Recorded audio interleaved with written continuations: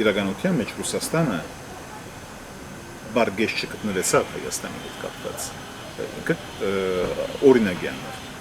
Ինքը կործածեց 400 միլիոն դոլար առանց ընդհանրապես Հայաստանին որևէ ցևով զինել։ Այդ զինամետարկը չկա։ Եվ երբ ընդհանրապես դրա մասին հաշիվ է բանջվում, բան չկա, պատասխան չկա, այսինքն Ռուսաստանը սուրբ չէ այս խնդրի մեջ, բայց մենք ուր էինք, այսինքն մեր դիվանագիտությունը ուր էր, մեր հարց տվողները ուր էին, բայց ես կարող եմ նույն ցևով ես ես ասել օրինակի համար, ինչու համար Ղարաբաղի բادرազմի ադեն 44 օրվա ընթացքին, ինչու համար Իսկենդերը իրենց պետք եղած հետևանքները չունեցան։ Շատ լավ գիտեք, որ Իսկենդերները գրակվեցան եւ չկարողացան ընդհանրապես ստեղծել այդ ինչ որ մենք ընդհանրապես մի Իսկենդերից սպասում էինք։ Բայց մոռանալ, որ ոչ Ֆրանսիան, ոչ Ամերիկան, ոչ Եվրոպան խոսեն այդ հոս աբրողները մի հատ հայերն են, մյուսները բասիկներն են, մյուսները ռուսերն են եւ իհարկե ազերիները եւ թուրքերը, սա նաիվություն է, չհասկանալը, որ դա պետք է հաշվի դա գառնել եւ պետք է հասկանալ, թե ուր է ընդհանրապես դա կարող է մեզ դանել եւ չհասկանալ նաեւ, որ մեր պետք եղած դիրքորոշումը դա չեզոքությունն է, մենք կարող ենք հանգիստ դիրքորոշվել ոչ մեկում հետ, ոչ մյուսին հետ ավելի ճիշտ չենք ուզում եւ պետք չէ ուզենք, որ մեկումը կործածենք մյուսին աղդոտ կործերը ընդհանրապես անելու համար եւ սրա հետ կապված գուցե պետք է շատ սովորել նաեւ Շվեյցարիայի պատմությունից եւ իհարկե Ղարաբաղի իրողությունը իննբաստ չի մեր հայերի համար, որովհետև այդ ինչ որ դեղի ունեցավ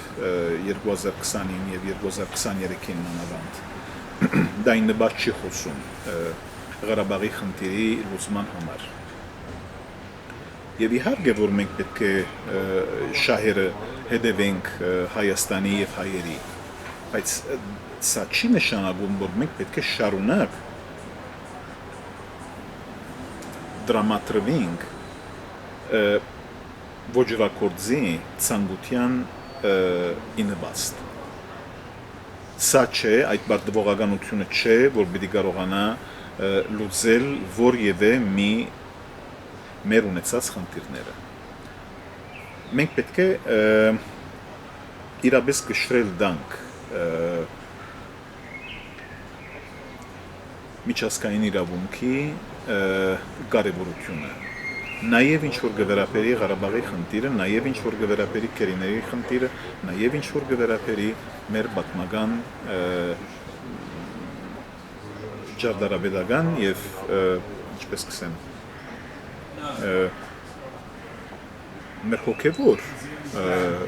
բանի հետ կապված, ժառանգի հետ կապված։ Մենք ունենք ավել քան 4000 Միչայլոց Լեռնիկ Գևորգյանը կարող է մինչև 5000 արձանագրված հուշարձանների մասին խոսի։ Բայց ինչ պիտի լինի այդ ժառանգի հետ։ Ինչպես պիտի ընդհանրապես անդրադառնանք։ Եվ վերադառնալով հիմա Մակրոնի խնդիրի հետ, Մակրոնի եւ Շարլ Միշելի խնդիրի հետ։ Շարլ Միշելը չգար, Անտոնիո Կոշտան գար։ Բայց ո՞րն է իրենց ամենամեծ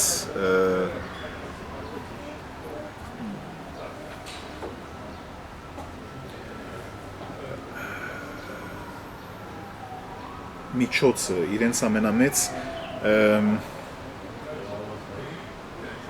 առաքելությունը գուցե։ Առաքելությունը եւ ինչ են ուզում ինչին են ուզում հասնել։ Մի մոռանանք, որ կակատնաժողովի ադեն աչ գողմը Փաշինյանի նստած էր Մակրոնը, աչ ցախ կողմը նստած էր Զելենսկին։ Սա եթե բան չէր մարդահրավերին սերնոստ չէր Մոսկվային, դա ինչ էր,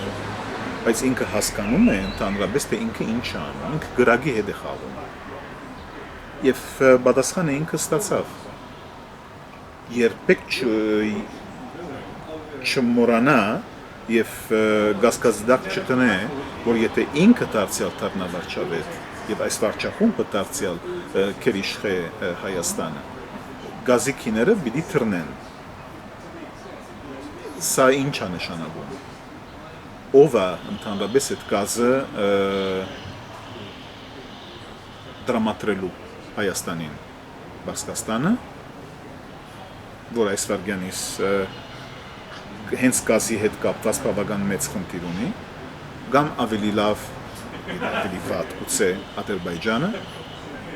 նույն սոկարի միջոցով, որը սադարեց էթնիկ զուլումը հայերի եւ 2020-ի բادرազմը 4000 զոհերով հայ զինվորների եւ սենց ունենց զինվորներ չէին, շատ քիդագից անձնավորություններ էին, ասում կա բոլորը։ Դժվարանում եմ ասել, թե որն է փուն նպատակը Մակրոնի։ Մանավանդ երբ որ ասկան քիչ ժամանակ է մնացել, որ ինքը այլևս խոսք չունենա Հարավային Կովկասի մեջ եւ իրեն հետևորդը աստված չնե, եթե խաղապար չունենա ընդհանրապես Հարավային Կովկասի հետ կապված պատմության հետևանքների եւ այլն, դա ոնց հասկանալ, դե որ նպատակները պետք է կարողանան հետևել իրենց կողմը, որևէ մեկը չի նկատել, որ այդ պատվիրակության մեջ շատ հագաստեսական անձնավորություններ կային, մեկ կողմեն կային նույն այդ անձնավորությունները, որոնք Հայաստանի իշխանության թեմթիմաց ուղղակի գասության մեջ են, այսինքն CAF-ի երկու համանախագահները, եւ նույն ժամանակ կային անձնավորություններ, որոնք լրիվ ուրիշ բանի մեջ էին, ալիքի մեջ էին։ Մեր շահը որն է, հայերի շահը որն է։ Ես չեմ գիտեր, եթե Մակրոնը այդքան հետաքրքրված էր հայերի շահը հետապնդելու, կամ իրեն անձնական շահը, կամ Եվրոպայի շահը, այսինքն հերացնել Հայաստանը ընդհանրապես բանի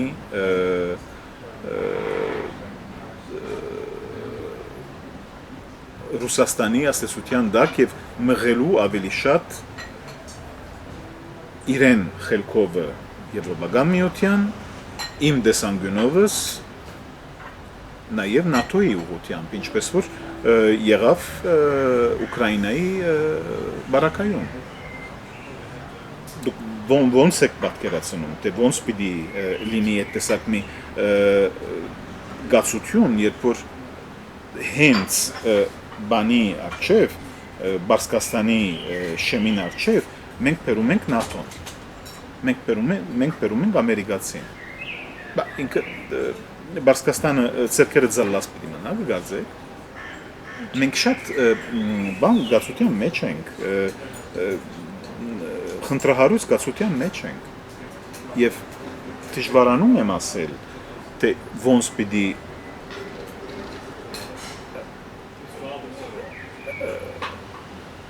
վերապրվի Բարսկաստանը այս տեսակ գացության առջև։ Դուք արդեն տեսաք թե Իսրայելի եւ Ամերիկայի հարձակման թեմ, ինչպես ընդհանրապես ինքը կարողացավ շատ սուբտիլ ցևով եւ խելացի ցևով Հորմուզի նեղույցի խնդրի շուրջ անդրադառնալ, թրցնելով թե քարյուղի, թե գազի քիները։ Մենք այդ գասության մեջ պիտի կարողանանք ընդհանրապես չափվել, որ դակավին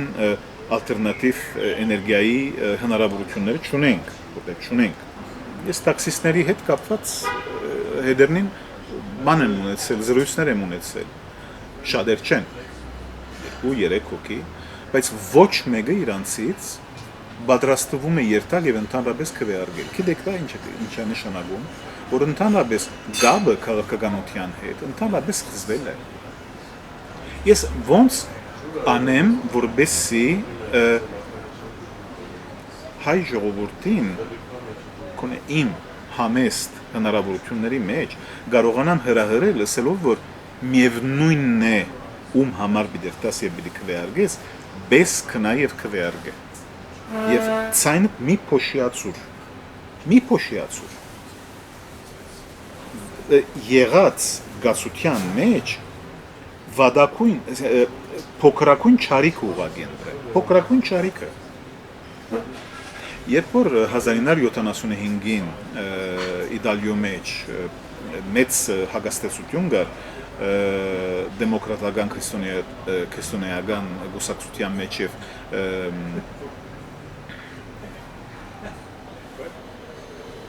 համայնավար գուսակցության մեջ եւ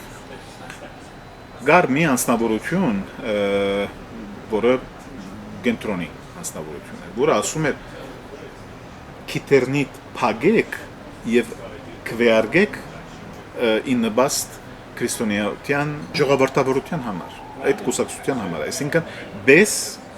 մի քվեարկեք բանի ի նպաստ համայնավար կուսակցության ի նպաստ հասարակությունը շարժվեց, ինքը ցերկի ձալլավ չմնաց, խորեցավ եւ ես վստահ եմ, որ հայ ժողովուրդն է, որ խելացի ժողովուրդ է, ինքնա պիտի կարողանա կողմնորոշվել փոքրակույն չարիքի համար։ Դարանչադումը Հայաստանի եւ Սփյուռքի միջև։ Եվ սա ամենամեծ վնասն է, որ կարող էր ընդհանրապես մեր ինքնության հասցնել ներկա վարչախումբը։ Առաջ թեթևցնելով Սփյուռքի նախարարությունը եւ մի տարի հետո ընդհանրապես դա ոչնչացնելով եւ իր տեղը ստեղծելով Սփյուռքի գլխավոր հանձնագետարի գրասենյակը, որը դարավ այդ իրականության, որոնց այսօր մենք կհանդիսանանք, որը ամենակարևորը եղավ այդ ինչ որ դուք ասեցիք, այսինքն գասկազի դակ տնել հենց ցեղասպանության իրողությունը։ Եվ դա եղավ դժբախտաբար նույն ժամանակ ինչպես որ եղավ գասկազի դակ տնել ինքնության կարևորագույն կորձոնը, որ եկեղեցին էր։ Հենց ինքնությունը հայկական ինքնությունը գոդրելու համար։ Եվ խոն շատ խոյեմ մոդեցում պետք է որտեքրվի երկու կողմերը։ Դժբախտաբար այդպես չէ, որ Սփյուռքը եւ Հայաստանի մեջ անձնավորությունները գոհոսին նույն լեզուն եւ ոչ միայն նույն մտավոր լեզուն, այլ նույնիսկ ոչ քրական լեզուն։ Մեծ տարբերություն կա արևմտահայերենի եւ արևելահայերենի։ Եվ սա հասկացնել դալիս է մեծ տարբերություններ եւ ավելի թրությամբ է այդ ջեղքը ստեղծվում Հայաստանի հայերի եւ ոչ Հայաստանի հայերի միջեւ։ Ինչ որ գվերապերի սակայն մտավոր մասնակցությունը սփյուռքահայերի դուք հոն շատ մեծ կարևոր բան ասեցիք, այսինքն այդ մարդկանց մասնակցությունը ինչպես որ եղավ Գոմիդասի, ինչպես որ եղավ Չարենցի, ինչպես որ եղավ Ալեքսանդր Թամանյանի իրեն հերթին, շատ կարևոր սկզբին, որը ընդհանրապես առաջին զարգացումը ստեղծեց Երևանի, բայց նաև Արմեն Զարյանի, նաև այդ տեսակ անձնավորությունների, որոնք իրապես ցավում էին եւ ուրիշ օդ էին շնչում, երբ որ իրենք գալիս էին Հայաստանի մեջ եւ իրենք ստեղծում էին։ Սա իհարկե սենս ունենց չեղավ, սա եղավ շատ մեծ սողողությունների եւ նույնիսկ արյունոտ սողողությունների երեսով։ Այդ ներքախտը 1947-ի, 48-ի, 49-ի ժամանակներում ունեցավ շատ վատ նաեւ հետևանքներ, որոնք այդ խզումը, ինչի մասին գխոսեինք որ առաջ, նույնիսկ ավելի խորհրդացուց։ Եվ ադոր մասին գուցե 6 ամիսեն ավելի քիդագից ծևով կարողանամ եւ քիդագան ծևով կարողանամ ցես պատասխանել, որովհետեւ դրա մասին խոսեցան գիտնականներ, որոնք հենց հավաքական գոդորածի դուրս եկած ինքնության շեմը ուզեցին հասկանալ, չգերդել, բայց կոնե հասկանալ։ Եվ դա 2 տարի առաջ բան տեղի ունեցավ, մի սիմպոզիում տեղի ունեցավ, ինչին ադեն ադոր մասին խոսվեցավ։ Եվ շատ ծանր նաև իրականություններ մեջ տեղի կան։ Ոչ բոլորը մասնակցողներին այդ քաջությունը ունեցան ընդհանրապես այդ կերպարը հասկացնել դալու հայ ժողովրդի բայց դա եղավ մի բան, որ կգարձեմ, որ պատմություն պիտի կրե։ Բայց այսօրվան օրս դեղի ունեցավ այս վարչախումբի կողմէ այդ մի քայլ, որը բնավ պետք չէր։ Եվ դա դարանչադումն է քաղաքապարախոսության։ Եվ ընդհանրապես մեր անցյալի եւ մեր էության հասկացողության։ Եվ պետք է ասեմ, որ դժբախտաբար դա չեղավ նաիվ ծևով, դա եղավ միտված ծևով, որովհետեւ դա եղավ զանազան կողմերի կարծեք թե միավորված մի փոս սարքելու մեջ։ Դա մինագը չեղավ, դա մի քանի հետևողականություններ տեղի ունեցան, ինչպես որ 2020-ի 44 օրվա պատերազմը, Արցախի առաջին գորուստը, 2022-23-ի էթնիկ զոդումը եւ գասկածիդակ տնելը ցեղասպանության իրականություն։ Եվ իմիջայլոց սենս ունենց չի, որ սա սկսավ հենց վիցերիո մեջ 24 հունվար 2025-ին։ Եվ ադորմե հետ կապված 10 օրվան ընթացքին Նիկոլ Փաշինյանը ունեցավ այդ իղծը նույն բաները, նույն գասկածները սերմացնել Գերմանիո մեջ, Ֆրանսիայի մեջ, Ամերիկայի մեջ եւ ուրիշ տեղեր, ինչպես որ Չեխիա։ Սա կնշանակե, որ իրապես միտվածություն կար։ Եվ այդ միտվածությունը Հայաստանից եւ իրեն վարչախմբից չի գալի։ Այդ միտվածությունը հենց Թուրքիայից է գալիս։ Եվ դրա ջարդարաբեդը, գլխավոր ջարդարաբեդը